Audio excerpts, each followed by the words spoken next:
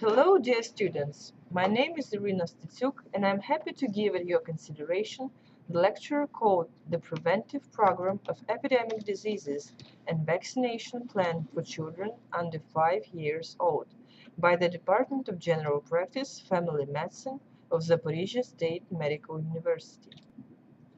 Vaccination is the administration of antigenic material, a vaccine, to stimulate an individual's immune system to develop adaptive immunity to a pathogen.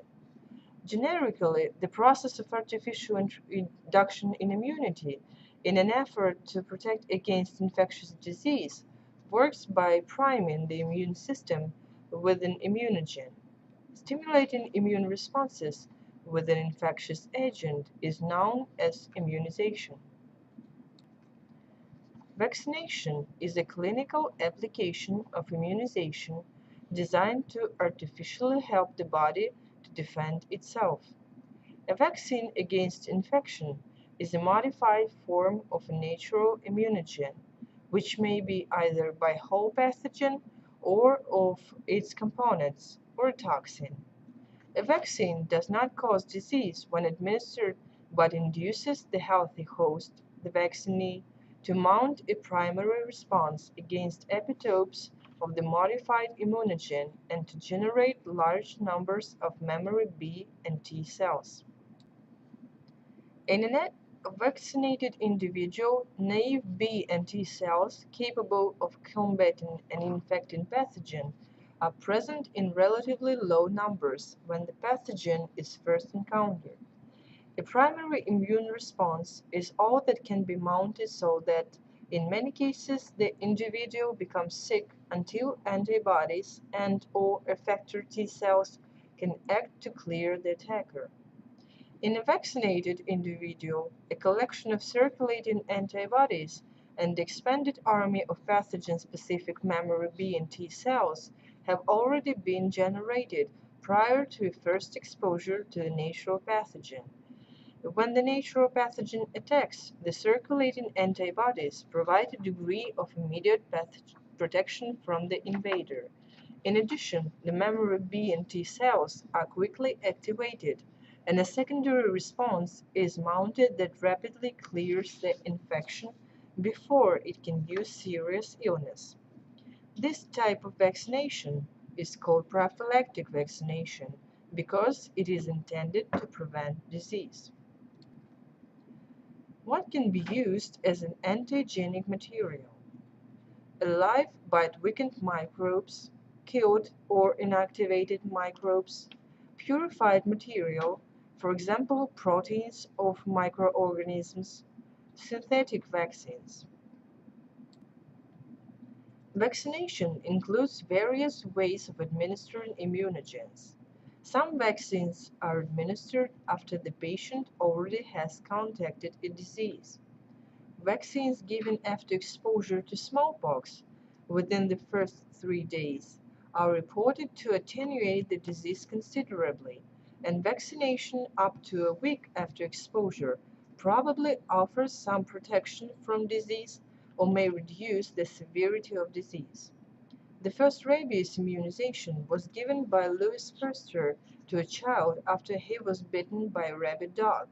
Since then, it has been found that in people with healthy immune system, 4 doses of rabies vaccine over 14 days, wound care, and treatment of a bite with rabies immune globulin commenced as soon as possible after exposure is effective in preventing rabies in humans. Most vaccines are given by hypodermic injection as they are not absorbed reliably through the intestines. Live attenuated polio, some typhoid, and some cholera vaccines are given orally to produce immunity in the bowel. While vaccination provides a lasting effect, it usually takes several weeks to develop, while passive immunity, the transfer of antibodies, has immediate effect. It was Edward Jenner, a doctor in Berkeley in Gloucestershire, who established the procedure by introducing material from a cowpox vesicle on Sarah Nelms, a milkmaid, into the arm of a boy named James Phillips. 2 months later, he inoculated the boy with smallpox, and the disease did not develop. In 1798, Jenner published an inquiry into the causes and effects of the variola vaccine, which coined the term vaccination and created widespread interest. Early attempts at confirmation were confounded by contamination with smallpox, but despite controversy within the medical profession and religious opposition to the use of animal material, by 1801 his report was translated into 6 languages, and over 100,000 people were vaccinated. Vaccination policy refers to the health policy a government adopts in relation to vaccination. Goals of the vaccination policies are the following: immunity and herd immunity, eradication of disease, individual versus group goals. Vaccination policies aim to produce immunity to preventable diseases. Besides individual protection from getting ill, some vaccination policies also aim to provide the community as a whole with herd immunity. Herd immunity refers to the idea that the pathogen will have trouble spreading when a significant part of the population has immunity against it. This protects those unable to get the vaccine due to medical conditions, such as immune disorders. Every year, vaccination prevents between 2 and 3 million deaths across all age groups from diphtheria, tetanus, pertussis, and measles. The impact of immunization policy on vaccine-preventable diseases has been listed as one of the top public health achievements. Malaria clinic in Tanzania, helped by SMS for Life program, which organizes malaria vaccine delivery. With some vaccines, a goal of vaccination policies is to eradicate the disease, make it disappear from Earth altogether. The World Health Organization coordinated the effort to eradicate smallpox globally through vaccination. The last naturally occurring case of smallpox was in Somalia in 1977. Endemic measles, mumps, and rubella have been eliminated through vaccination in Finland. The World Health Organization has targeted polio for eradication by the year of 2018. Rational individuals will attempt to minimize the risk of illness and will seek vaccination for themselves and their children if they perceive a higher threat of disease and a low risk to vaccination. However, if a vaccination program successfully reduces the disease threat, it may reduce the perceived risk of disease enough so that an individual's optimal strategy is to encourage everyone but their family to be vaccinated, or, more generally, to refuse vaccination at coverage levels below those optimal for the community. Governments often allow exemptions to mandatory vaccinations for religious or philosophical reasons, but decreased rates of vaccination may cause loss of herd immunity, substantially increasing risks even to vaccinated individuals. However, mandatory vaccination raises ethical issues regarding parental rights and informed consent. To eliminate the risk of disease outbreaks, at various times governments and other institutions establish policies requiring vaccination. A few other countries also follow this practice. Compulsory vaccination greatly reduces infection rates for associated diseases. Common objections included government intervention in personal matters, or that proposed vaccinations were not sufficiently safe. Many modern vaccination policies allow exemptions for people with compromised immune system, allergies to vaccination components, or strongly held objections. Vaccination is unique among de facto mandatory requirements in the modern era. requiring individuals to accept the injections of a medicine or medicinal agent into their bodies, and it has provoked a spirited opposition. This opposition began with the first vaccination, has not ceased, and probably never will. From this realization arises a difficult issue. How should the mainstream medical authorities approach the anti-vaccination movement? A passive reaction could be construed as endangering the health of society, whereas a heavy-handed approach can threaten the values of the individual liberty and freedom of expression that we cherish. A vaccination schedule is a series of vaccinations, including the timing of all doses, which may be either recommended or compulsory, depending on the country of residence. A vaccine is an antigenic preparation used to produce active immunity to a disease in order to prevent or reduce the effects of infection by any natural or wild pathogen.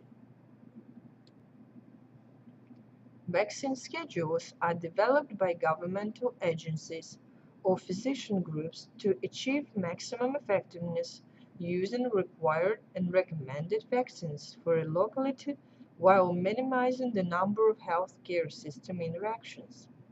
Over the past 2 decades, the recommended vaccination schedule has grown rapidly and become more complicated as many new vaccines have been developed. Many vaccines require multiple doses for maximum effectiveness, either to produce sufficient initial immune response or to boost response that fades over time. For example, tetanus vaccine boosters are often recommended every 10 years. Some vaccines are recommended only in certain areas, countries, subnational areas, or at-risk populations, where a disease is common. For instance, yellow fever vaccination is on the routine vaccine schedule in French Guiana, is recommended in certain regions of Brazil, but in the US is only given to travelers heading to countries with a history of the disease. For newborns, breast milk can help protect against many diseases. It contains antibodies passed from the mother. However, this immunity wears off within a year, and many children aren't breastfed to begin with. In both cases, vaccines can help to protect babies and small children from disease. They can also help prevent the spread of disease to older children and adults. Vaccines imitate infection of a certain disease in the body. This prompts the immune system to develop weapons called antibodies. These antibodies fight the disease that the vaccine is meant to prevent. With them in place, your body can defeat any future infection with the disease. Vaccines are available for some of the most deadly childhood diseases, such as measles, polio, diphtheria, tetanus, and pertussis, pneumonia due to Haemophilus influenza type B, and Streptococcus pneumonia, and diarrhea due to rotavirus. Vaccines can protect children from illnesses and death. The recommended vaccination timeline is shown on the next slide. As you can see, the first 6 months is the most important period when a child gets most part of the vaccinations. In developing countries, vaccine recommendations also take into account the level of healthcare access, the cost of vaccines, and issues with vaccine availability and storage. Sample vaccination schedules discussed by the World Health Organization show a developed country using a schedule which extends over the first 5 years of a child's life and uses vaccines which cost over $700, including administration costs, while a developing country uses a schedule providing vaccines in the first 9 months of life and costing only $25. This difference is due to the lower cost of healthcare, the lower cost of many vaccines provided to developed nations, and that more expensive vaccines, often for less common diseases, are not utilized. The World Health Organization monitors vaccination schedules across the world, noting that the vaccines are included in each country's program, the coverage rates achieved, and the various auditing measures.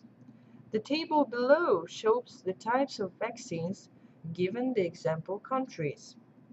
The World Health Organization publishes on its website current vaccination schedule for all World Health Organization member states. Additional vaccines are given to individuals that are much more likely to come into contact with certain diseases due to their occupation or travel to regions where the disease is present, including members of the military, or only after potentially infectious exposure. Examples include rabies vaccine, anthrax vaccine, cholera vaccine, and smallpox vaccine. A contraindication makes a particular treatment or procedure, such as vaccination with a particular vaccine, unadvisable. Contraindications can be permanent, such as known allergies to a vaccine component, or temporary, such as acute febrile illness. Contraindication to vaccination is a rare condition in a recipient that increases the risk for serious adverse reactions. Ignoring contraindications can lead to avoidable vaccine reactions. Most contraindications are temporary, and the vaccination can be administered later. The only contraindication applicable to all vaccines is a history of a severe allergic reaction after a prior dose of a vaccine or to a vaccine constituent. Precautions are not contraindications, but are events or conditions to be considered in determining if the benefits of the vaccine outweigh the risks. Precautions stated in product labeling can sometimes be inappropriately used as absolute contraindications, resulting in missed opportunities to vaccinate. The Centers for Disease Control and Prevention has compiled a list of vaccines and their possible side effects. Allegations of vaccine injuries in recent decades have appeared in litigation in the US. Some families have won substantial awards from sympathetic juries, even though most public health officials have said that the claims of injuries were unfounded. In response, several vaccine makers stopped production, which the US government believed could be a threat to public health, so laws were passed to shield manufacturers from liabilities stemming from vaccine injury claims. The safety and side effects of multiple vaccines have been tested in order to uphold the viability of vaccines as a barrier against disease. The influenza vaccine was tested in controlled trials and proven to have negligible side effects equal to that of a placebo. Some concerns from families might have arisen from social beliefs and norms that caused them to mistrust or refuse vaccination, contributing to this discrepancy in side effects that were unfounded. Any licensed vaccine is rigorously tested across the multiple phases of trials before it is approved for use, and regularly reassessed once it is on the market. Scientists are also constantly monitoring information from several sources for any sign that a vaccine may cause an adverse effect. Most vaccine reactions are usually minor and temporary, such as a sore arm or mild fever. in the rare event of a serious side effect, is reported and it is immediately investigated. It is far more likely to be seriously injured by a vaccine-preventable disease than by a vaccine. For example, in the case of polio, the disease can cause paralysis, measles can cause encephalitis and blindness, and some vaccine-preventable diseases can even result in death. While any serious injury or death caused by vaccines is one too many, the benefits of vaccination greatly outweigh the risks, and many more illnesses and deaths would occur without vaccines. Thank you for your attention.